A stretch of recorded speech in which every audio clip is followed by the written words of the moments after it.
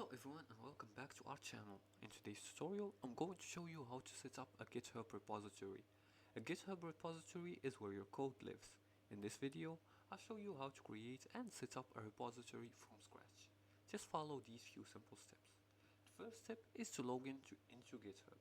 And to do that, just open your web browser and then go to github.com. Once you open the website, sign in using your account's credentials. And once logged in, you will be directed to your account's dashboard. From here, create a new repository by clicking on next to the top repositories, click on new. And as you can see here, this is the menu for creating a new repository. Here, choose the repository name. You can choose the repository name. Choose a short and clear name. Description. Write what's your project about, and you can choose public for open source or private for personal use and personal projects.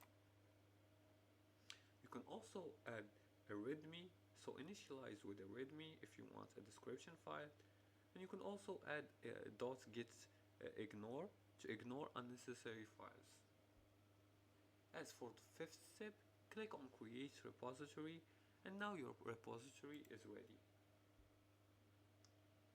Use meaningful commit messages when updating your repository, and organize your repository with folders and readme files, and add a license if you want to share your project with others.